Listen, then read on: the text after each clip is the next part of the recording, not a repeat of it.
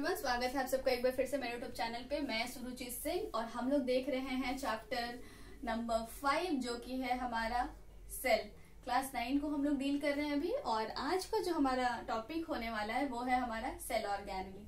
Cell organelle को अगर बात करें तो पहले भी मैंने इसके रिगार्डिंग आप लोगों को थोड़ी बहुत इन्फॉर्मेशन दी है।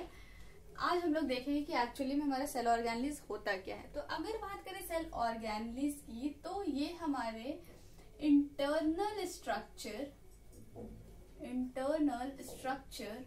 प्रेजेंट इन या inside the cell which performs specific function। कहने का मतलब है कि cell specific function, cell organelles वैसे स्ट्रक्चर होते हैं जो कि सेल के इनसाइड प्रेजेंट होते हैं और वो एक स्पेसिफिक फंक्शन परफॉर्म करते हैं। क्लियर है?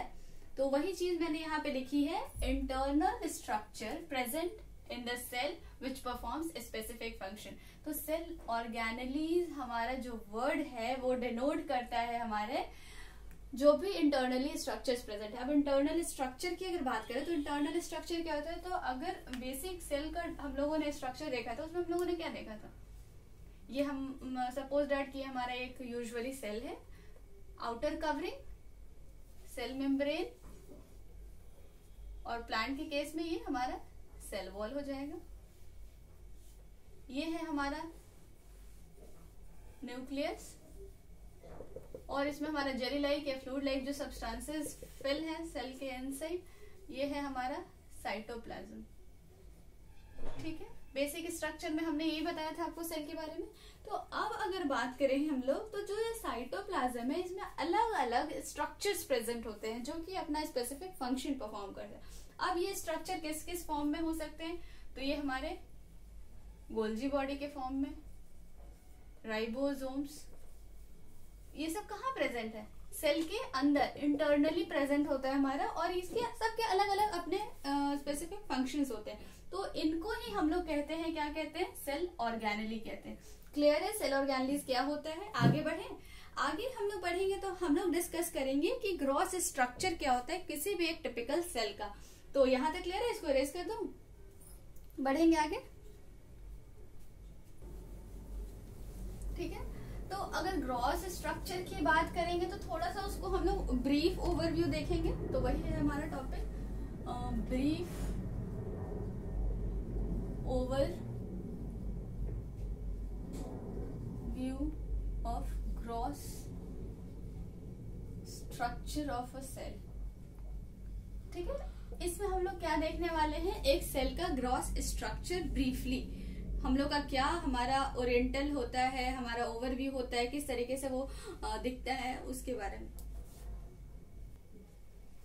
तो अगर टिपिकल सेल के स्ट्रक्चर की बात करें तो ये तो हमारा था एक मैंने जो आपको बताया ओवरव्यू।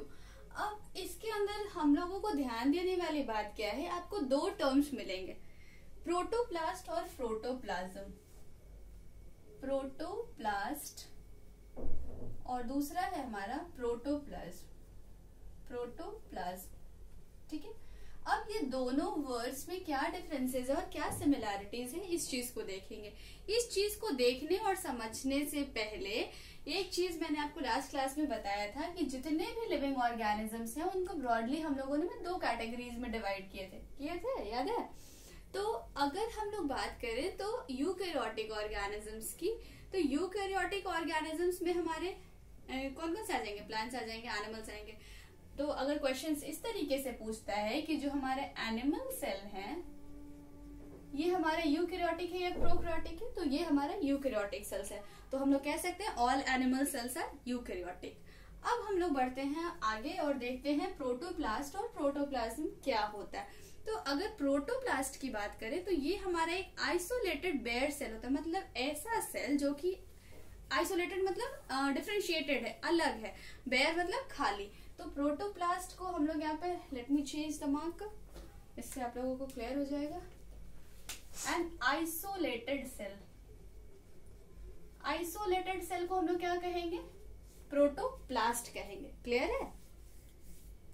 आइसोलेटेड को ही हम लोग और क्या कह सकते हैं, तो बेयर सेल कह सकते हैं। वैसे सेल जो कि खाली है, जिनके अंदर कोई भी स्ट्रक्चर्स वगैरह प्रेजेंट नहीं है। वहीं पे दूसरा टर्म है हमारा प्रोटोप्लाज्म। अगर प्रोटोप्लाज्म की बात करें तो जितना भी हमारा एक सेल के अंदर लिविंग मटेरियल प्रेजेंट है वो उसको कलेक्टिवली हम लोग कहते हैं प्रोटोप्लाज्म। ठीक है, तो उसी चीज को मैं यहाँ पे लिख देती हूँ।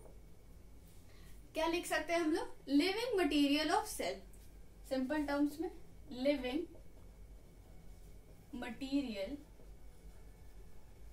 Of cell. कंफ्यूज नहीं होइएगा, यहां तक क्लियर है। प्रोटोप्लास्ट और प्रोटोप्लाज्म हमारा दो डिफरेंट वर्ड है जिसके की अलग अलग मीनिंग है। Protoplasm stands for a bare cell और an isolated cell, whereas if you talk about protoplasm, ये हमारा लिविंग कंटेंट जो भी हमारे सेल के होते हैं वो हमारे सबके सब कलेक्टिवली हम लोग उनको प्रोटोप्लाज्म के नाम से डिनोट करते हैं। आई थिंक यहाँ तक में क्लियर है और बढ़ेंगे आगे। तो स्ट्रक्चर की शुरुआत हम लोगों ने पहले ही कर रखी है, तो थोड़ा सा इसको ही इलेबोरेट करते हैं। अगर बात करें सेल मेम्ब्रेन की, तो हमारा सेल मेम्ब्रेन एनिमल सेल्स में होगा, प्लांट सेल में हमारा सेल वॉल होगा। Cell wall external outer covering है, सेल मेम्ब्रेन के भी बाहर ये प्रेजेंट होगा। क्यों प्रेजेंट होगा डिटेल में देखेंगे। यहाँ पे थोड़ा सा मैं ओवरव्यू दे देती हूँ, बिकॉज प्लांट को विथस्टैंड करना रहता है डिफरेंट टेम्परेचर्स को, ह्यूमिडिटी को, रेनफॉल को, इस वजह से उसको एक्स्ट्रा प्रोटेक्शन की जरूरत होती है एंड दैट्स वाई एक हमारा एक्स्ट्रा लेयर सेल वॉल के फॉर्म में प्रेजेंट होता है। अब अगर बात करें सेल मेम्ब्रेन की, तो सेल मेम्ब्रेन का दूसरा नाम है हमारा प्लाज्मा मेम्ब्रेन। कंफ्यूज नहीं होइएगा, plasma membrane, cell membrane as well as there is more that is plasmalemma. ये तीनों के तीनों हमारे किसको डिनोट कर रहे हैं, आउटर कवरिंग को, दैट इज सेल मेम्ब्रेन को। प्लाज्मा मेम्ब्रेन हो गया और प्लाज्मा लेमा हो गया। क्लियर है? क्योंकि हम लोग अभी क्या देख रहे हैं, ओवरव्यू देख रहे हैं ना, structure of a typical cell. तो सबसे पहले हम लोगों ने देखा सेल मेम्ब्रेन है, साइटोप्लाज्म है और न्यूक्लियस है। अब सेल मेम्ब्रेन को कहीं कहीं आपको सेल मेम्ब्रेन, प्लाज्मा मेम्ब्रेन और प्लाज्मा लेमा किसी चीज से भी डिनोट किया जा सकता है। उसके बाद हम लोग ने देखा प्रोटोप्लास्ट और प्रोटोप्लाज्म देख चुके हैं। तो एक और यहाँ पे रह गई बात जो जानने लायक थी, वो ये थी कि सेल ऑर्गेनेल्स, जो मैंने आपको बताया कि इंटरनल स्ट्रक्चर्स जो कि हमारे सेल के अंदर प्रेजेंट होते हैं, उसी सेल ऑर्गेनेल्स को कहीं कहीं आपको मिलेगा देखने को आपके बुक में यहाँ पे ऑर्गेनॉइड्स के फॉर्म में, ऑर्गेनॉइड्स। अब कुछ कुछ आपको ऐसे टर्म्स, बायोलॉजिकल टर्म्स मिलेंगे कि अगर उसके डेफिनेशंस क्लियर नहीं होंगे तो आप काफी ज्यादा कंफ्यूज हो सकते हैं। तो कंफ्यूज नहीं होना है। सेल मेम्ब्रेन को ही हम लोगों ने यहाँ पे प्लाज्मा मेम्ब्रेन और प्लाज्मा लेमा के नाम से जाना है। अब अगर बात करेंगे तो you will get a term जिसको कि हम लोग कहते हैं साइटोसोम और cytosol. Let me right first protoplast और प्रोटोप्लाज्म को इरेज कर देती हूँ और स्ट्रक्चर को कंटिन्यू करेंगे हम लोग। There is a term called as cytosome, cytosome, and the another one is cytosol, cytosol। Words clear है? CYTOSOME, साइटोसोम और साइटोसोल, ये दो डिफरेंट वर्ड्स हैं जिसके की अलग अलग मीनिंग्स होते हैं।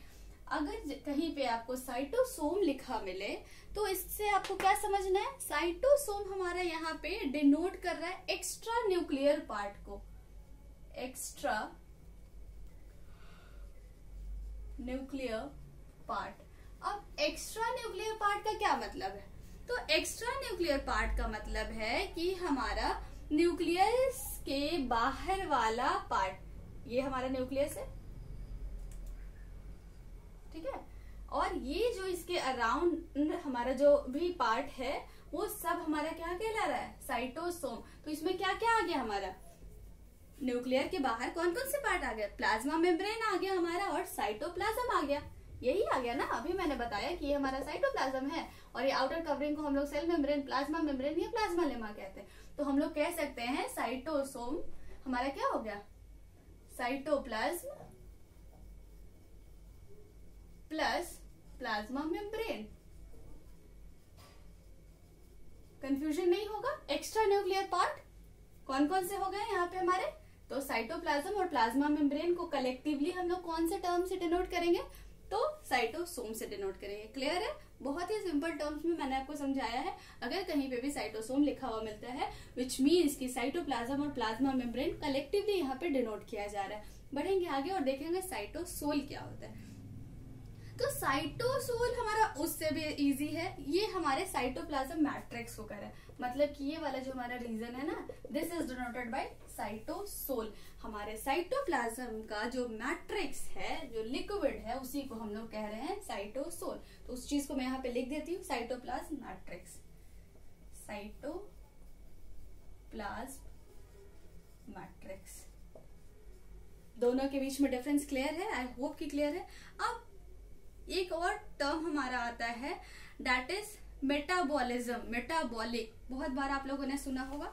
तो इस चीज को आगे के क्लास में डिस्कस करेंगे, याद रखिएगा। आज का ये आपका एक होमवर्क हो गया, मेटाबॉलिज्म